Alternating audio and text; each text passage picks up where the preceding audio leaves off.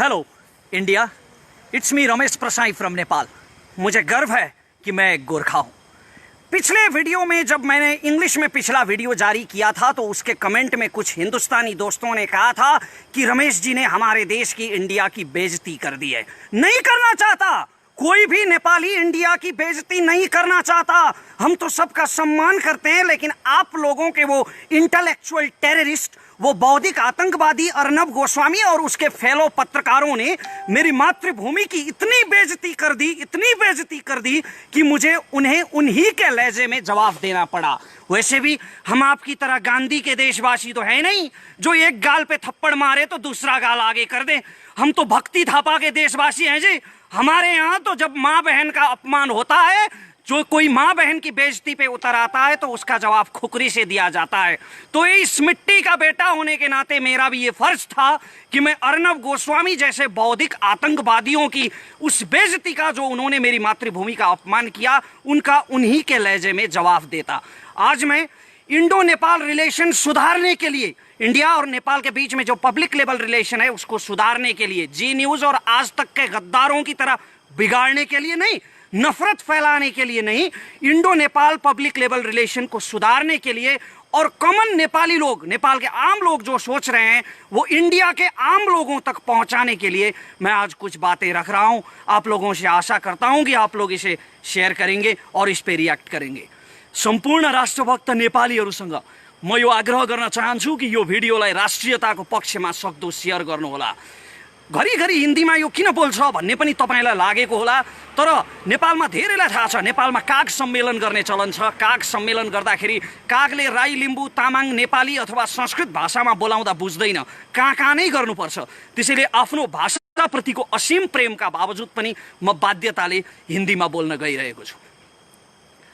आज मैं बहुत खुश हूं मैं, क्योंकि मैंने जो पिछले स्पीच में कहा था वो हमारे देश के केबल ऑपरेटरों ने किया है। मैंने कहा था कि आज तक और जी न्यूज जैसे, रिपब्लिक टीवी जैसे इंडियन मीडिया को बैंड कर देना चाहिए, और आज हमारे केबल ऑपरेटरों ने इन्हें बैंड कर दिया है। अगर मेरा बस चलता ना, मेरा बस चले तो 100 सालों के लिए बैंड कर दूं इन कमबख्तों को। अरे हमने इनके पिता का कर्ज लिया है क्या? इनके बाप दादाओं का कोई कर्ज है क्या हमारे ऊपर, जो हम पैसे भी देते रहे और इनके मुंह से अपने मुल्क की बेइज्जती भी सुनते रहे? इस पित पत्रकारिता के जवाब में नेपाल सरकार ने नहीं, नेपाल के केबल ऑपरेटरों ने, गलतफहमी मत रखिए, नेपाल के आम केबल ऑपरेटर्स ने इंडियन मीडिया को बैंड किया है, और ये इन्होंने बहुत सही किया है। ये बैंड रहना चाहिए। मैं इंडियन मीडिया के इशू पर, अभी जो मूल प्रसंग है मेरा आज, केपी ओली, हमारे प्रधानमंत्री के बारे में जो प्रोपोगंडा इन्होंने किया है, ये केवल केपी ओली का प्रश्न नहीं है, किसी भी नेता का, शेर बहादुर देववा, उपेंद्र यादव, मिनेंद्र रिजाल, राजेंद्र महतो, मेरे देश के किसी भी नेता का निंदा करने का हक किसी कमबख्त को इसलिए नहीं मिल सकता कि उसका मुल्क मेरे मुल्क से थोड़ा बड़ा है। इसलिए कोई मेरे देश के किसी भी नेता की निंदा नहीं कर सकता, और इस निंदा के जवाब में जो इंडियन चैनल्स पर नेपाल में बैंड लगा है वो काम बिल्कुल सही किया गया है। मैं उस प्रसंग पर बाद में आऊंगा।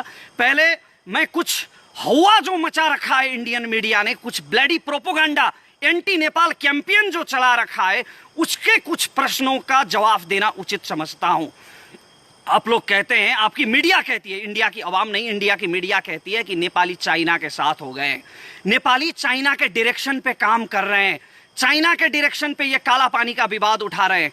काला पानी का विवाद तब से है, और वैसे वो विवाद है नहीं कुछ, हमारे राजे महाराजाओं ने आपकी दोस्ती का वास्ता करके, आपकी दोस्ती का ख्याल करके 1961 में आपको वो जमीन दे दी थी ताकि चीन से आप अपनी रक्षा कर सके, लेकिन आप लोगों ने कोई दोस्ती नहीं निभाई और उस पर कब्जा कर लिया। खैर, जो भी माने, विवाद तो है काला पानी के विषय में, तो उसमें हम चाइना के डायरेक्शन पे काम कर रहे हैं, ऐसा आपकी मीडिया कहती है। अगर हम चाइना के डायरेक्शन पे काम कर रहे होते ना मित्रों, तो इतिहास का एक प्रसंग मैं आपको सुनाता हूं। जब नेपाल में मातृका प्रसाद कोइराला प्रधानमंत्री की सरकार थी, तब हमने उत्तर की हमारी जो चीन की सीमा है ना, उस चीन की सीमा में 18 जगहों पर हमने भारतीय सेना के पोस्ट रखने की इजाजत दे दी थी। आपके और हमारे सुमधुर संबंधों का ख्याल करके, दोस्ती का ख्याल करके, चीन के साथ जुड़ी हमारी सीमा में आपके 18 पोस्ट रखने की इजाजत हमारी सरकार ने दे दी थी, क्योंकि हम लोग आपके साथ थे। और अगर हम अब इस वक्त चीन के साथ होते ना, तो चीन तो आपको दबाने में लगा हुआ है, लद्दाख में दबा रहा है, सिक्किम में पिट रहा है, गलवान में आपके 20 सैनिक मार दिए चीन ने।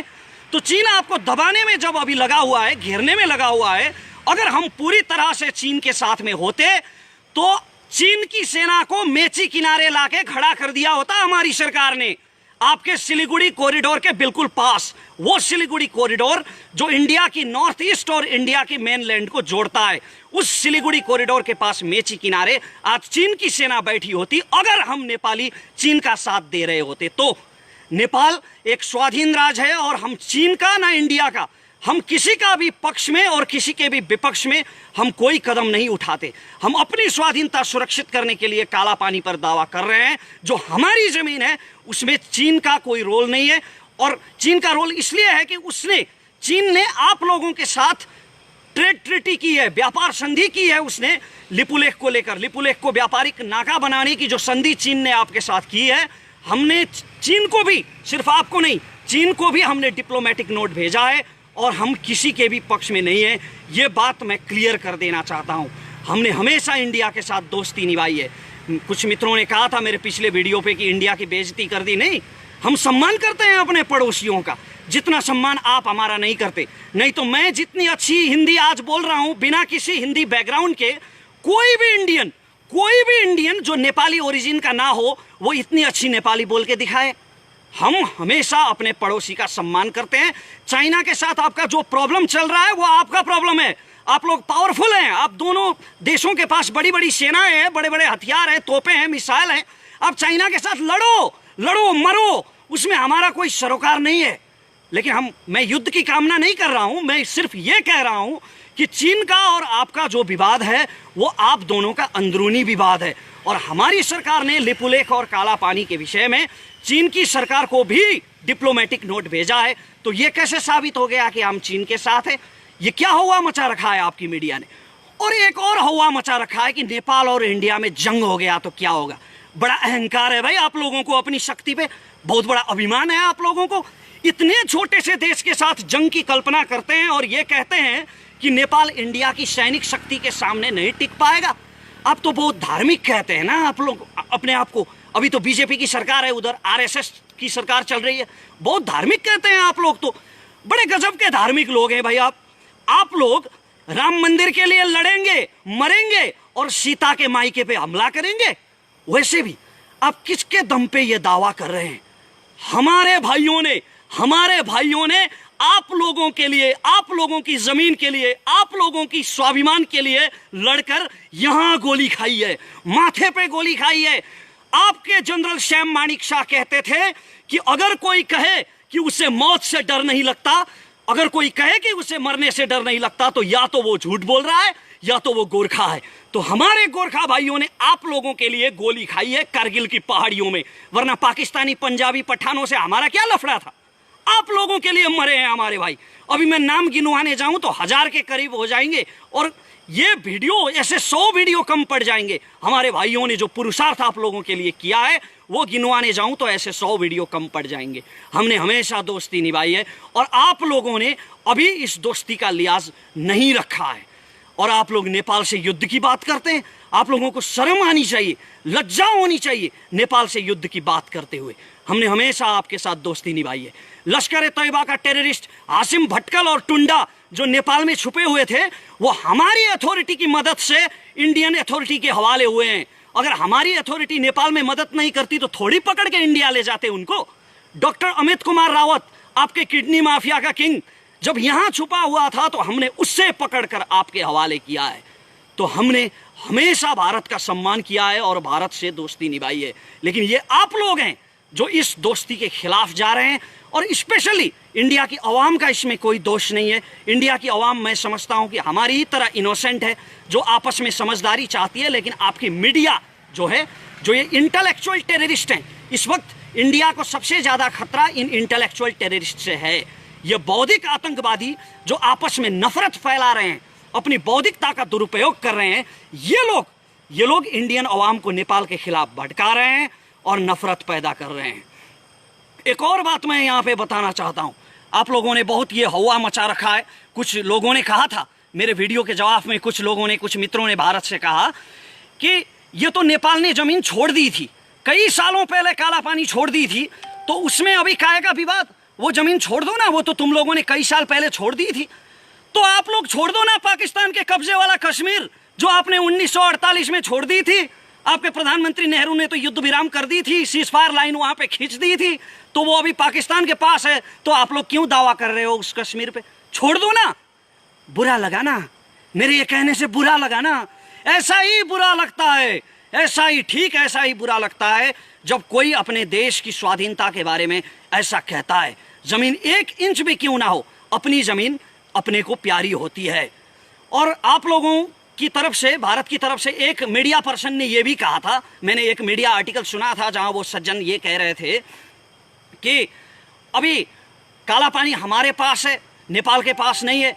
तो आपके बाप दादाओं का जहां तक राज था, आपके बाप दादाओं ने जहां तक अपनी सीमा फैलाई थी, क्या वहां तक मांगोगे आप लोग? इस हिसाब से तो नेपाल सतलज तक था पश्चिम में, और पूर्व में टिस्टा तक था। हाँ, सही कहा। मांगने को तो हम वहां तक भी मांग सकते हैं, दावा हम वहां तक भी कर सकते हैं।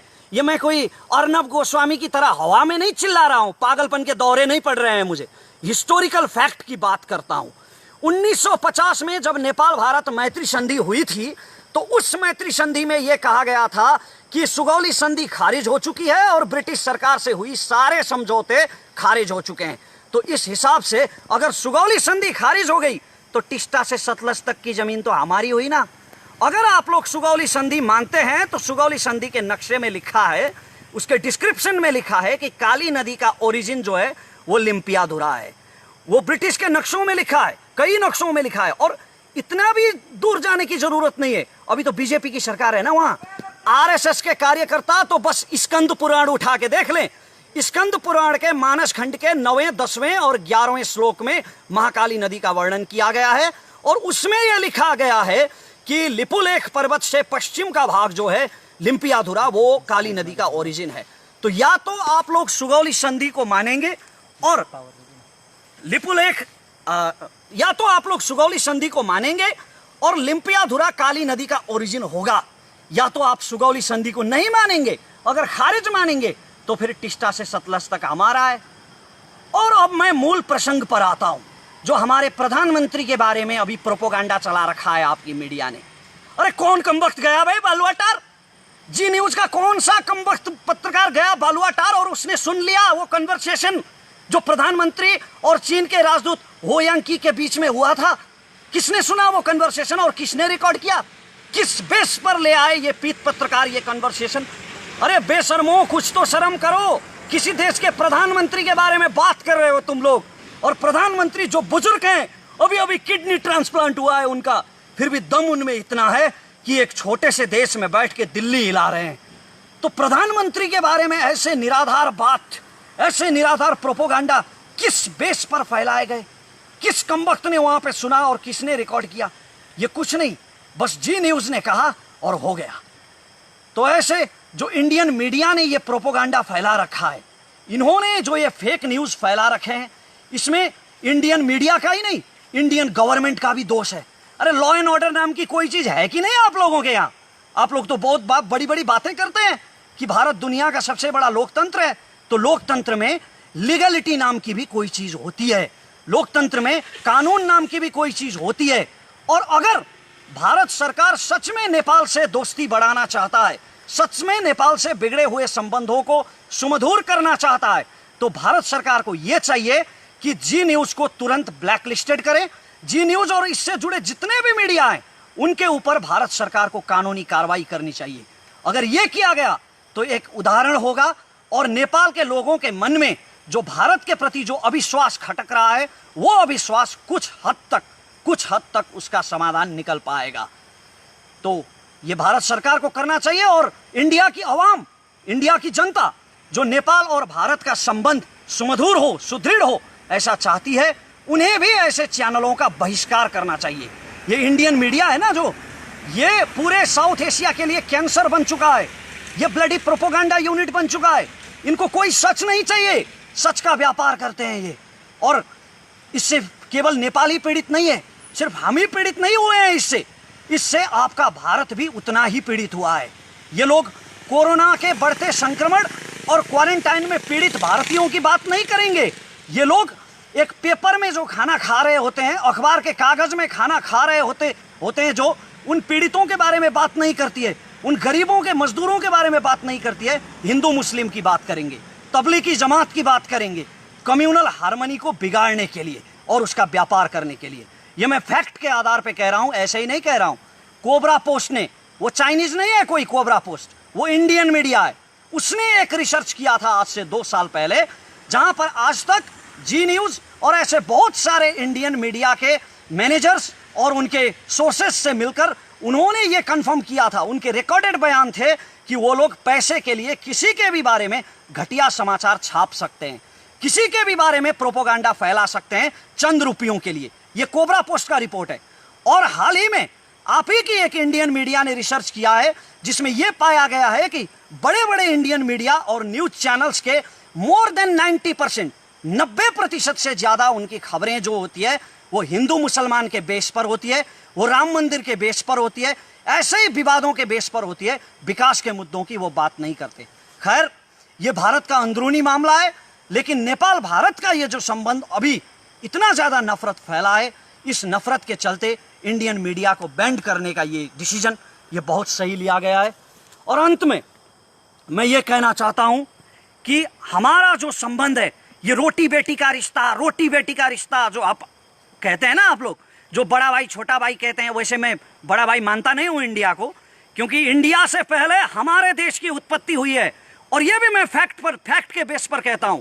चाणक्य को आप लोग बहुत मानते हैं ना, कौटिल्य को, तो कौटिल्य ने अपने अर्थशास्त्र में लिखा है, जब मौर्य साम्राज्य नहीं बना था, जब चंद्रगुप्त मौर्य ने आपका वो अखंड भारत नहीं बनाया था, वो बनने से पहले कौटिल्य ने अपने अर्थशास्त्र में नेपाल देश का वर्णन किया है। तो इसका मतलब ये होता है कि अखंड भारत से पहले नेपाल का जन्म हुआ है। इसलिए मैं बड़ा भाई मानता नहीं इंडिया को, वैसे भी भाई तो हैं हम। तो ये भाईचारा नहीं हो सकता। आप किसी के प्रति इतना नफरत फैलाएंगे तो ये भाईचारा नहीं हो सकता। हमारा संबंध बहुत पुराना है, इतना पुराना जब मानव सभ्यता का ठीक से उदय भी नहीं हुआ था। हिमालय के हमारे किराती जाके हस्तिनापुर में लड़े हैं महाभारत की लड़ाई में, और राम जानकी का विवाह संगम वो मुझे दोहराने की जरूरत नहीं है। तो इतिहास से वर्तमान तक हमारा एक सांस्कृतिक संबंध भी है, हमारा व्यापारिक संबंध भी है, हमारा बायलैटरल रिलेशन भी है। दोनों तरफ के लोग, अरे आपके देश से तो कई लोग तो यहाँ भिक्षाटन के लिए भी आते हैं। आपके देश में तो वैसे मैंने सुना है धंधा भी चलता है, ये धंधा भी चलता है कि किसी के पैर काट दो, किसी के हाथ काट दो और उसे भीख मांगने के लिए सड़क पे छोड़ दो। ये मैंने आप ही के मीडिया से सुना है। तो वैसे लोग, हाथ पैर कटे हुए लोग सैकड़ों की संख्या में यहाँ आके भिक्षाटन भी करते हैं। तो दोनों तरफ के लोग एक दूसरे के साथ काम करते हैं। और प्रधानमंत्री के साथ, प्रधानमंत्री के विषय को लेकर, प्रधानमंत्री के व्यक्तित्व को लेकर ये जो प्रोपोगंडा फैलाया गया है, इसके बारे में मैं ये कहना चाहता हूं कि ये प्रोपोगंडा अंतर्राष्ट्रीय रूप से भी इसने भारत की बेइज्जती की है। इसे पत्रकारिता के इतिहास में, विश्व पत्रकारिता के इतिहास में इसे काले अक्षरों से लिखा जाना चाहिए। वो आपका देश है, वो आपका देश है जहां सैकड़ों गर्लफ्रेंड्स बदलने वाले चरित्रहीन व्यक्ति को सुपरस्टार का तमगा दिया जाता है। लेकिन हमारे यहां कभी नेपाल घूमने आइए आप लोग, नेपाल में कोई भी लीगल रेड लाइट एरिया नहीं है। हम महिलाओं का बहुत ज्यादा सम्मान करते हैं और हमारा नेपाली समाज काफी चरित्रवान है। तो ऐसे प्रोपोगंडा पर यकीन मत कीजिए। और मैं इंडियन पब्लिक से ये निवेदन करता हूं कि ऐसे चैनलों का आप लोग बहिष्कार करें। हमारा जो बायलैटरल रिलेशनशिप है, पब्लिक लेवल रिलेशनशिप है, ये हमेशा चलता रहे। इंडिया और नेपाल दोनों देशों की प्रगति हो, यही मैं अंत में कामना करता हूं। और ये नफरत की दीवार जो ये इंटेलेक्चुअल टेररिस्ट फैलाने की कोशिश कर रहे हैं, आपके और हमारे दिल में जो जहर भरने की कोशिश कर रहे हैं, इस जहर से बचें, मैं ये सबसे प्रार्थना करता हूं। धन्यवाद। जय नेपाल। ओके भने रमेशजी, अलिकति हामीले केही प्रश्न गर्नुपर्ने हुन्छ। तपाईँले यो लाइभलाई काटेर आफ्नो फेसबुक पेजमा पनि राख्न सक्नुहुन्छ र तपाईँले सेयर गर्न मन लाग्यो भने अझ गजब पनि हो, सेयर गर्नु एक किसिमको राम्रो तपाईँको बानी पनि हो, हामी यो भन्न चाहन्छौँ। र तपाईँले हामीलाई यति बेला फेसबुक पेजमा मेरो फेसबुकबाट लाइभ हेरिराख्नु भएको छ, जीवन विष्टको फेसबुकबाट भनेदेखि तपाईँले हामीलाई एक्सन नेपाल अनलाइन टिभीबाट पनि हेर्न सक्नुहुन्छ र फेसबुक लाइभलाई तपाईँले जुनसुकै पेजमा पनि राख्न सक्नुहुन्छ। तर एक्सन नेपाल अनलाइन टिभीको भिडियो राख्नु भएमा चाहिँ हामी उचित किसिमको त्यहाँ व्यवस्था भए अनुरूपको कार्य गर्न बाध्य हुनेछौँ। रमेशजी, के छ आज अन्य समयमा भन्दा अलिकति आवाजमा नम्रता विनम्रता देखियो नि? यो जरुरी छ जीवनजी, किनभने यो सम्बन्ध बिगार्नको लागि होइन। अघि नै मैले भने यो घृणा फैलाउनको लागि बोलिएको होइन। म धेरै कुरा बोल्न सक्थेँ, इन्डियनहरूप्रति भारतीयहरूप्रति लक्षित गरेर अर्णव गोस्वामीले बोले जस्तै, श्वेता सिंहले बोले जस्तै बोल्न सक्थेँ, तर यो घृणा फैलाउनको लागि लक्षित होइन। यो मित्रतालाई, यो सम्बन्धलाई सुधार्नको लागि लक्षित हो। हामी एउटा पत्रकारिताको सिकारु विद्यार्थी भएको नाताले पनि विश्वका चाहिँ पत्रकारिताका विभिन्न दर्शन तथा सिद्धान्तहरू र पत्रकारिताका एउटा जुन परिधि नम्स हुन्छ यसलाई हामीले बुझेका छौँ मिडियाले, होइन? एउटा मिडियाको नम्सहरू बुझेका छौँ। तर भारतमा जुन एक किसिमको यो नाङ्गो चरित्र देखियो यसलाई विश्वले कसरी बुझेको छ जस्तो लाग्छ? मैले अघि पनि भने यो विश्वको पत्रकारिताको इतिहासमा यो घटना कालो अक्षरले लेखिनुपर्छ र इतिहासले यसको मूल्याङ्कन गर्नुपर्छ। यो पित पत्रकारिता हो। तर भारतकै बौद्धिक जगतले पनि भारतको यो पत्रकारितालाई त गोदी मिडिया यानि कि सत्ता र शक्तिको पावर वरिपरि घुम्ने एउटा चाहिँ पत्रकारिताको रूपमा बुझ्छ नि? पक्कै पनि र यो स्वाभाविक पनि हो, किनभने भारतीय मिडियामा कहिल्यै पनि सत्ताको विरोध गरिँदैन अधिकांश मिडियाहरूमा। र भारतीय मिडियाले समाजमा चाहिँ हार्मोनी बिगार्ने खालको साम्प्रदायिकतालाई प्रोत्साहन गर्ने खालका खबरहरू बारम्बार प्रसारण गरिरहन्छन्। यी गोदी मिडिया नै हुन्। र यति बेला चाहिँ हाम्रो मधेसी पहाडी हिमाली भन्ने त्यो भावना छैन। यति बेला हाम्रो राष्ट्रिय एकता साँच्चीकै देखिएको छ, होइन? यसमा हामी असाध्यै खुसी हुनुपर्छ। र जति पनि अन्य नेपालीहरू हुनुहुन्छ यो हिन्दीको जुन हिन्दी भाषाको प्रयोग गर्नु परेको सन्दर्भमा त तपाईँले आफ्नो धारणा राखि नै सक्नु भएको छ, होइन? नेपालको प्रेस काउन्सिल र मिडिया जगतले चाहिँ यसमा कस्तो किसिमको भूमिका खेल्न सक्थ्यो र स्वयं परराष्ट्र मन्त्रालयले खेल्नुपर्ने भूमिकाहरू केही थियो कि? नेपालको परराष्ट्र मन्त्रालयले तुरुन्तै एउटा नोट पठाउनु पर्थ्यो, प्रेस नोट, डिप्लोमेटिक नोट पठाउनु पर्थ्यो भारत सरकारलाई, किनकि हाम्रो परराष्ट्र मन्त्री त निकै अलिकति बौद्धिक किसिमको हुनुहुन्छ, होइन? प्रधानमन्त्रीको मानहानि हो। हाम्रो परराष्ट्र मन्त्रालयले सोचिरहेको होला, यो विषयमा सोचिरहेको होला, आशा गरौँ। प्रेस काउन्सिलको भूमिकालाई के भन्नुहुन्छ? उसले एउटा चाहिँ लेटर पनि लेखेको भनिन्छ। प्रेस काउन्सिलले वक्तव्य जारी गरेको छ र धेरै पहिला पनि प्रेस काउन्सिलले सरकारलाई यस विषयमा पत्राचार गरेको बुझिन्छ। हामी आम नागरिकको भूमिका के अब यो विषयमा?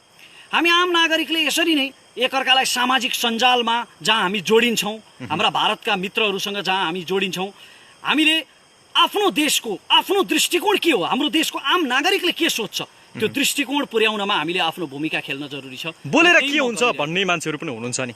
बोलेर नै तपाईँको विचार विनिमय गर्न सकिन्छ, किनकि नागरिक दबाव सबैभन्दा ठुलो दबाव हो, होइन? बोलेर नै तपाईँको धारणा अरूसम्म पुर्याउन सक्नुहुन्छ, अर्को कुनै माध्यम छैन। सामाजिक सञ्जालमा, होइन, लगायतका अन्य चाहिँ तपाईँका अन्य किसिमका सर्वनामहरूको प्रयोग गरेर उच्चिङ्गल टाइपले चाहिँ भारतलाई गाली गर्नु त्यो त्यति चाहिँ सुयुक्ति हुँदैन, त्यो अति सुयुक्ति हुन जान्छ। हामीले डिप्लोमेटिक तवरले नै ऐतिहासिकताको आधारमा, हामीले तथ्यको आधारमा आफ्ना विचारहरू बडो नम्र भाषामा राख्नुपर्छ, तपाईँ भन्नुहुन्छ? पक्कै पनि।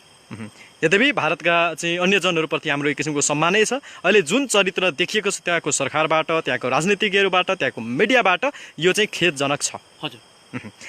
र एक्सन नेपाल हेरेर बसिरहनु भएका सम्पूर्ण दर्शकलाई धेरै धेरै धन्यवाद। हाम्रो नियमित कार्यक्रम आउने छ, तपाईँ सेयर गर्न नडराउनु होला, किनकि राम्रो कुरा सेयर गर्दा पैसा लाग्ने छैन, यो निःशुल्क सेयर गर्न सकिन्छ, लाइक गर्न सकिन्छ, कमेन्ट गर्न सकिन्छ आफ्ना विचारहरू, किनकि हामी जति कमेन्ट सायद पढ्नेहरू कोही पनि छैन होला। हामी दिनैभरि कमेन्ट पढ्ने काम नै गर्छौँ, हाम्रा भिडियोहरू जुन जुन ठाउँमा पुगिरहेका हुन्छन्। हामी भन्छौँ र असाध्यै आज जङ्गलको यो भागमा आएर हामीले लाइभ गरिरहेका छौँ। यो धरानको पानमारा जाने जङ्गल हो, यो साँझको समय छ, पानी पनि पर्न लागेको छ, केही देखिँदैन, मात्र यो मोबाइलले खिचेको छौँ। यति भन्दै हाम्रा सम्पूर्ण सहकर्मी मित्रहरू सँगसँगै म जीवन विष्ट र म रमेश प्रसाई आज्ञा हुन चाहन्छौँ। भिडियोलाई सेयर गर्नुहोला। सबैलाई धेरै धेरै धन्यवाद।